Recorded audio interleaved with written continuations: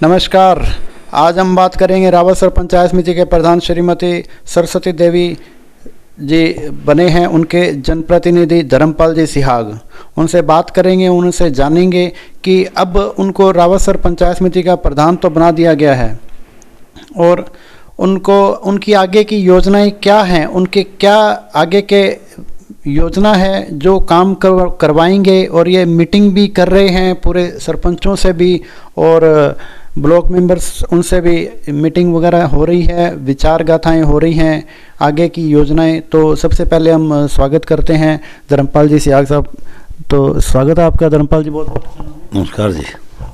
तो धर्मपाल जी ये बताओ कि आप जैसे पहले आप डायरेक्टर बन गए, डायरेक्टर बनने के बाद में आपको प्रधान भी बना दिया गया और उसके बाद उसकी पहले तो आपको बहुत बहुत बधाई है। बहुत बहुत धन्यवाद जी। तो अब आप प्रधान बन गए हो, आपकी क्या मुख्य योजनाएं हैं जो लेके आप चले थे? भी पहले आप ब्लॉक के लिए चले थे, अब आपको पूरी पंचायत समिति के लिए चलना पड़ेगा, तो आपकी मुख्य योजनाएं क्या हैं? मैं सर्वप्रथम डायरेक्टर नहीं बना था। मैं 2 बार तो मेरे गांव का सरपंच बना, 1995 में और 2005 में। 2 प्लान गांव का सरपंच रहने के बाद विगत 25 सालों में भारतीय जनता पार्टी के कार्यकर्ता के रूप में काम किया है और ज़िले के अंदर इन विगत 20 सालों के अंदर मेरे पास कोई न कोई जिम्मेवारियाँ रही है। हनुमानगढ़ जिले का 3 बार जिला मंत्री, 1 बार जिला उपाध्यक्ष और अभी मैं भारतीय जनता पार्टी का प्रदेश प्रतिनिधि के रूप में पार्टी में सेवाएं दे रहा हूँ। अब की बार के चुनाव के अंदर भारतीय जनता पार्टी का कमल का फूल रावतसर पंचायत समिति में पहली बार खिला है। मेरी धर्मपत्नी यहाँ से प्रधान चुनी गई है। मैं उनके बतौर प्रतिनिधि क्षेत्र के अंदर काम जो करवाने हैं वो किसी प्रकार की कोर कसर हम बाकी नहीं छोड़ेंगे। निश्चित रूप से पहले तो एक पंचायत तक हमारा क्राइटेरिया था, आज क्राइटेरिया बढ़ करके पूरी पंचायत समिति जो 36 ग्राम पंचायतें और 15 पंचायत समिति मेंबर आते हैं और करीब 1,40,000 के आसपास की आबादी मेरी पंचायत समिति बसती है। यह पंचायत समिति गंगानगर और हनुमानगढ़ जिले से दोनों में भिन्न है, क्योंकि हमारी पंचायत समिति की बैठक के अंदर 2 MP और 2 MLA आते हैं। श्री गंगानगर पार्लियामेंट्री क्षेत्र का आधा हल्का आता है, आधा क्षेत्र राहुल जी कस्बा चूरू का भी आता है। तो 2 लोकसभा और 2 विधानसभाओं को मिलकर के ये पंचायत समिति है। तो ये दोनों जिलों के भिन्न है, हम बीच में सेतु का काम करेंगे। और हमारा ये सौभाग्य है कि दो मेंबर ऑफ पार्लियामेंट जो हमारी विचारधारा से जुड़े हुए हैं, एक विधायक भी हमारी विचारधारा भारतीय जनता पार्टी के धर्मेंद्र जी मोची साहब भी हैं। तो निश्चित रूप से उन सीनियर जनप्रतिनिधियों का भी हमें हर समय पे, हर एक विषय पे उनका सहयोग और विकास के अंदर उनका सहयोग औरों की तुलना में, उनकी अपेक्षा में हमें कुछ ज़्यादा मिलेगा। रही बात विकास की, तो आज़ादी से लेकर आज तक हम विकास की बातें करें तो निश्चित विकास की बातें चल रही है। बाकी ग्राउंड लेवल पे पंचायत, ग्राम पंचायतों में विकास जितना कुछ होना चाहिए था वो वास्तविकता अभी तक नहीं हो पाया। मैं एक तो अंत्योदय भैरव सिंह जी शेखावत साहब ने अंत्योदय स्कीम चालू की थी। मैं भैरव सिंह जी शेखावत के अंत्योदय स्कीम के तहत मेरी सोच रहेगी कि हर गांव के अंदर चाहे किसी कोई मोहल्ला है, गरीब से गरीब आदमी तक सरकार की तमाम सुविधाएं उन तक पहुंचाने का प्रयास करूं। मेरे से पहले रावतसर पंचायत समिति में 2 प्रधान हो रहे हैं, रेशमा रतिराम जी खालिया, सीमा अमिला जी मेघवाल।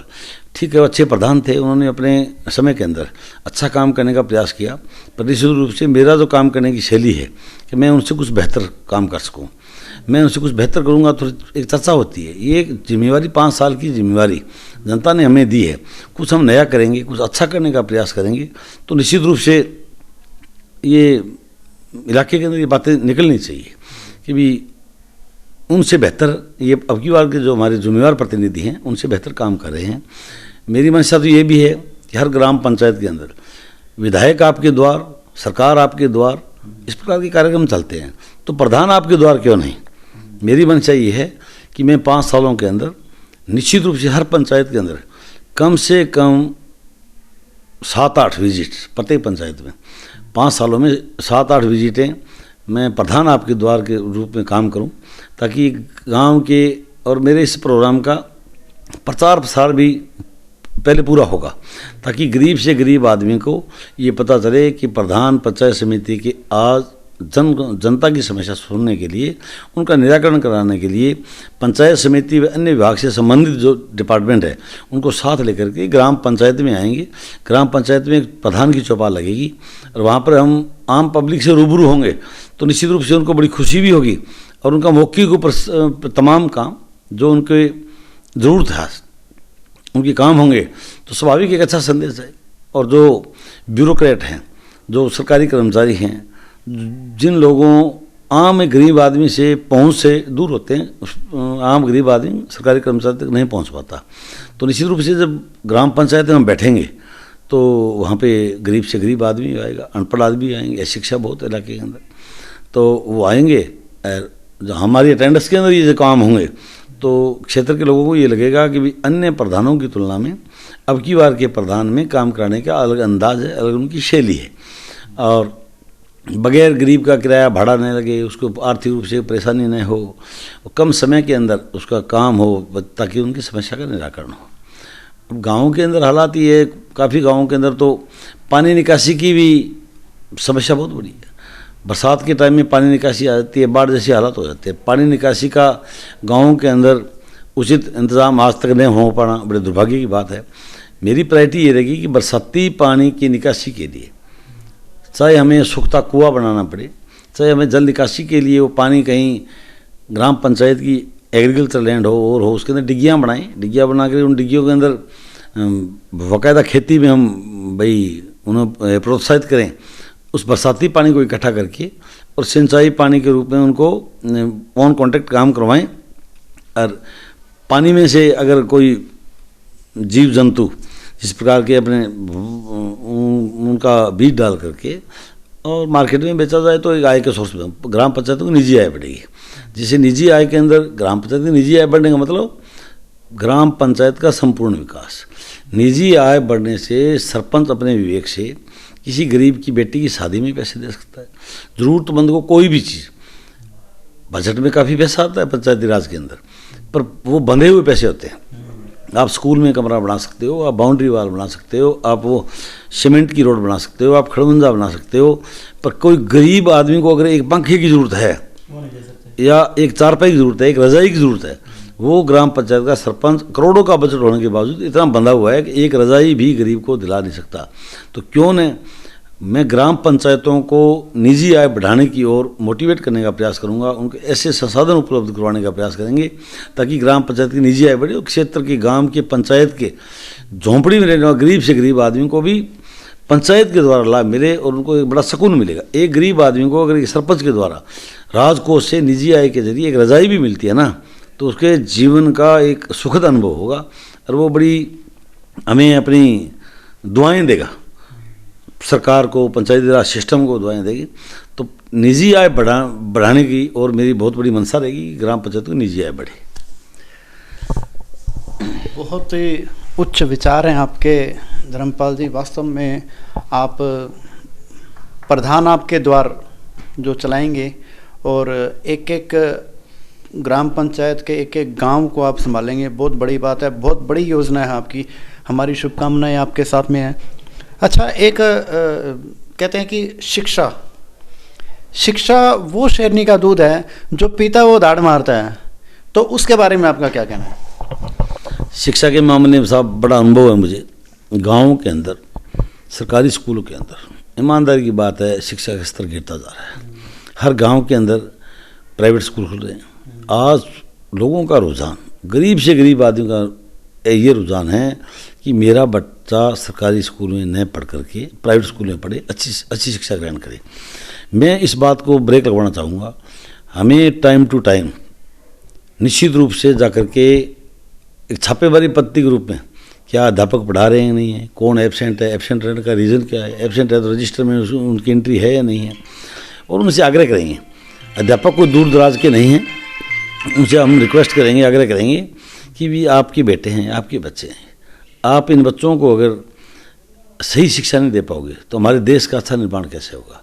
ये बच्चे कल देश का भविष्य है, ये अगर पढ़ेंगे अच्छे लगेंगे। ये फाउंडेशन होती है, प्राइमरी तक के एजुकेशन जो है वो एक फाउंडेशन होती है। अच्छी फाउंडेशन भर गई तो उसके ऊपर हम कितनी बड़ी बात खड़ी कर सकते हैं, पर जब फाउंडेशन ही वीक है, कमज़ोर है, तो ये तो बड़ी शर्म आते बुलाने की बात है। बेटों के पढ़ने के साथ साथ बेटियां को पढ़ाई की ओर निश्चित रूप से सभी को जागृत करना पड़ेगा। आज के समय में बदलाव आ गया, काफ़ी जगह बेटियां पढ़ रही है, तो उनको भी पढ़ाने के लिए ज़्यादा मोटिवेट करेंगे, आग्रह करेंगे, उनको परिजनों को आग्रह करेंगे। हर मीटिंग के अंदर मेरा सब्जेक्ट शिक्षा ज़रूर रहेगा। बेटी के पढ़ने से दो घर का कल्याण करती है बेटियाँ। तो बेटियाँ आज हर क्षेत्र के अंदर आगे बढ़ रही है बेटों की तुलना में। अब बेटे तो आज क्या है जी, शिक्षा के साथ साथ हमारा जो युवा है वो आज बीड़ी, जर्दा, सिगरेट, अफीम, आपका ये सफ़ेद, वो उसको क्या बोलते हैं, हाँ सर, ये चिट्टा वगैरह ये यूज़ करने लगे। तो उनसे भी आग्रह करेंगे भाई आप ऐसा मत करो। एक युवा अगर देश का डिस्टर्ब हो रहा है तो ये तो आज गंगानगर और पंजाब के अंदर, हनुमानगढ़ बेल्ट के अंदर, हमारे इलाके में कुछ कम है, पर आहिस्ता आहिस्ता बढ़ेगा। जब तक हम इसको नहीं रोक पाएंगे तो बढ़ेगा। और ये तो बहुत वो एक पॉइजन है या स्लो पॉइजन है, जिससे हमारे जवान पूरी उम्र नहीं पा करके वो 50 के अंदर अंदर उनकी मृत्यु भी हो जाती है। तो उनको रोकने के लिए उन्हें आग्रह किया जाएगा। और सोच तो यही है कि कुछ हर क्षेत्र में नया करने का प्रयास करें, ताकि हमारे नौजवानों को, हमारे बच्चों को, हमारे बुजुर्गों को, चाहे उनकी बुढ़ापा पेंशन है, हर क्षेत्र में शिक्षा, सड़क, नाली, पानी, जो भी कोई है, अनेक समस्या हैं। हर गांव में ऐसा कोई गांव नहीं मिलेगा ऑल ओवर स्टेट के अंदर, ऑल ओवर इंडिया में नहीं मिलेगा। मैं स्टेट की गारंटी लेता हूँ कि ऐसा कोई गांव नहीं मिलेगा जिस गांव में समस्या न हो। पर समस्या सुन करके उचित मुकाम तक पहुँचाना और उसे सुलझाने का हर संभव प्रयास करना, ऐसी मानसिकता, ऐसी सोच हर जनप्रतिनिधि हो तो 100% तो हम उसका निराकरण नहीं कर पाएंगे, पर कुछ हद तक उनका निराकरण करने का हम प्रयास करेंगे तो निश्चित रूप से हमें रिजल्ट भी मिलेगा। आशावान होना चाहिए, सोच पॉजिटिव होनी चाहिए, रिजल्ट मिलेगा। पर सोच ये है कि कुछ होने वाला नहीं है तो फिर काम कहाँ होगा, काम फिर होने का मतलब ही नहीं है। तो धर्मपाल जी एक बात बताओ कि अब जैसे 2020 जा रहा है, 2020 आया और कोरोना लाया, तो एक बहुत बड़ी बीमारी लाया, उसके बारे में आपके विचार और क्या?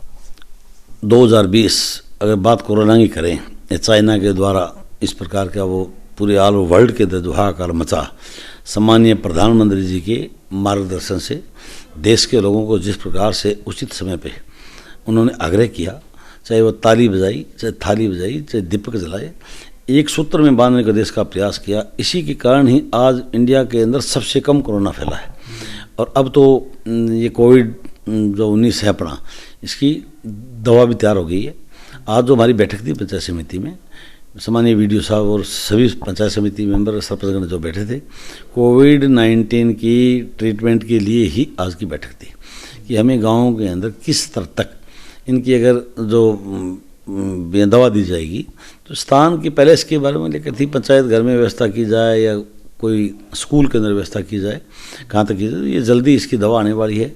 मोदी जी ने वैसे ही बार बार कहा था कि इस वीक के अंदर या थोड़े टाइम पीरियड बाद दवा आने वाली है।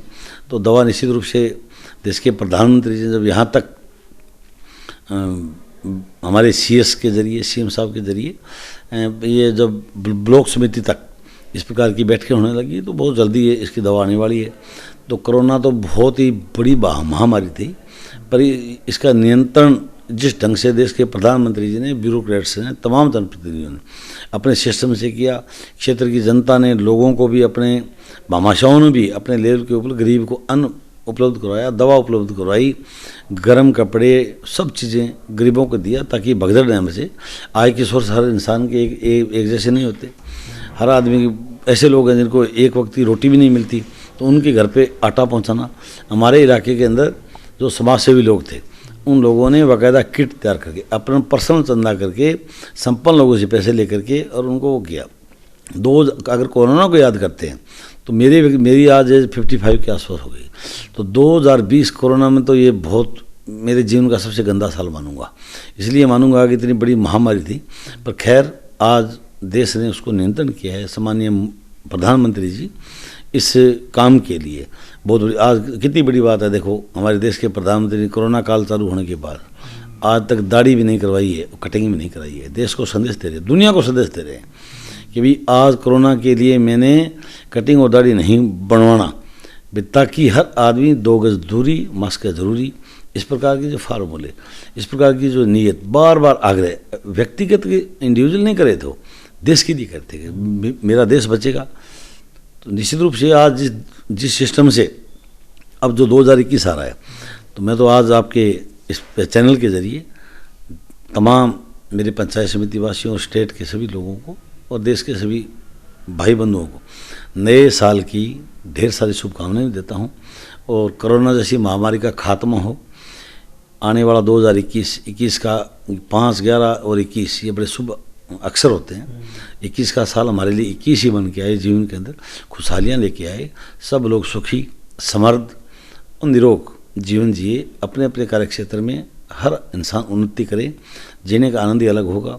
और जिस प्रकार से मोदी जी आज देश की सेवा पर लगे हुए हैं और जिन नीतियों पर लगे हुए हैं, आने वाले समय के अंदर वो समय को दूर नहीं है जब पूरी दुनिया का विश्व गुरु भारत नाम बने, इस दिशा में है। आज भारत की पहचान, आज चाहे अमेरिका है, चाहे बड़े कोई भी देश है, सभी भारत के प्रधानमंत्री का वेट कर रहे हैं, इंतज़ार कर रहे हैं।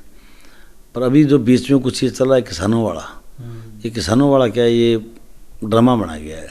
जो लोग बॉर्डर पे बैठे हैं, मेरा सोचो किसान हैं, मैं ये नहीं कहूँ किसान नहीं है, पर वो एक प्रायोजित प्रोग्राम है। कांग्रेस पार्टी और अन्य छोटे छोटे राजनीतिक दल अपना अस्तित्व बचाने के लिए अपने कुछ लोगों को वहाँ पे, अपने पदाधिकारियों को वहाँ पे दिल्ली के इर्द गिर्द चारों साइड में खड़ा कर दिया है। बाकी वो किसान को बचाने के लिए नहीं, अपना अस्तित्व, अपना राजनीतिक अस्तित्व बचाने के लिए बैठे हैं। अगर 70 साल, अगर ये पहले वाला कानून सही था तो 70 साल तक कांग्रेस आज भी ये बात करिए, किसान गरीब है, किसान आत्महत्या क्यों कर रहा है। तो पहले के अगर कानून सही थे तो किसान आत्महत्या क्यों कर रहा है, पहले के कानून सही थे तो आज किसान गरीब क्यों हैं, कमज़ोर क्यों हैं, डिपेंडेंट क्यों हैं। तो मोदी जी ने इस दिशा में कुछ सुधार किया ताकि किसान का कुछ आर्थिक विकास हो, मानसिक हर प्रकार से, सामाजिक, मानसिक, आर्थिक, पूरा किसान का विकास हो। किसान को आगे लेके आने के लिए उन्होंने एक कदम उठाया, ये प्रयास किया है, तो अपने आप में बड़ी गौरव की बात है। पर विपक्ष है ना, जो इन बातों को पचा नहीं रहा है, अपना ग्राउंड बरकरार रखने के लिए इनकी धरातल पर से सारा सिस्टम इनका बिखर चुका है। अब केवल एक ही बात है कि दिल्ली को घेर लो, बगैर मतलब घेर लो, कोई औचित्य नहीं है। आज किसान के प्रति अच्छी सोच रखते हुए प्रधानमंत्री जी ने 1 साल के अंदर 3 किस्तों में 6-6 हज़ार रुपये प्रत्येक किसान के खातों में डालना शुरू किया है। जिनकी आंखें होती है ना, आंखें नहीं होती उन लोगों को पता है भी आँख की कीमत क्या है। आप अंधे आदमी से पूछो आँखों की कीमत क्या है। जिस आदमी को 2 बीघा ज़मीन थी, कभी किसी भी सरकार के द्वारा, कभी किसी सरकार के द्वारा 1 रुपया उन्हें हेल्प के रूप में नहीं मिला, प्रधानमंत्री किसान सम्मान निधि के अंदर 2 बीघा ज़मीन के मालिक को 6,000 रुपये 1 साल में दिए जाते हैं ना, तो एक तरह कुबेर का खजाना उसके घर आ जाता है, बहुत बड़ी खुशी होती है। पर जो लोग ड्रामे करते हैं जिनके लिए 6,000 कुछ नहीं है, वो इस राशि को ढकोसला बताते हैं। 78,000 करोड़ रुपये, 78,000 करोड़ रुपये एक मुश्त किसानों के खाते में डालना कितनी अच्छी शुरुआत की है। ये गारंटी है, आज तक का हमारा लोकतंत्र का इतिहास बता रहा है कि 6,000 से कम 5,900 कभी नहीं होंगे। अगर मोदी जी दोबारा आते हैं तो निश्चित रूप से ये 6 के 12 हो सकते हैं, 9 हो सकते हैं, पर ये नहीं कभी होगा कि 5,900 से बढ़ेंगे। ये राशि, हेल्प राशि समान सीधी है, समान निधि है, बढ़नी है, ये कम नहीं होगी बस। बहुत अच्छी बात है जी धर्मपाल जी, आपके विचार बहुत उच्च विचार हैं और बहुत सकारात्मक सोच भी है। तो इसके बाद में आप अपने शुभचिंतकों से कुछ और कोई अपील करना चाहें तो आप कर सकते हैं। शुभचिंतक तो 2021 की शुभकामनाएं देंगे। आने वाला 2021 सबके लिए ढेर सारी खुशियां लेके आए, मांगलिक साल बने। 2020 तो बड़ा खतरनाक साल था और इस ऐसे कोरोना काल के साल के अंदर जिन परिवारों ने जो पीड़ाएं झेली हैं, परमात्मा उनको उन दुख झेलने की शक्ति दे। 2021 उनके लिए ढेर सारी खुशियाँ लेके अपने अपने कार्य क्षेत्र में सब आगे बढ़ें, इसी सोच और विश्वास के साथ। राम राम जी। बहुत बहुत धन्यवाद धर्मपाल जी चैनल में समय देने के लिए।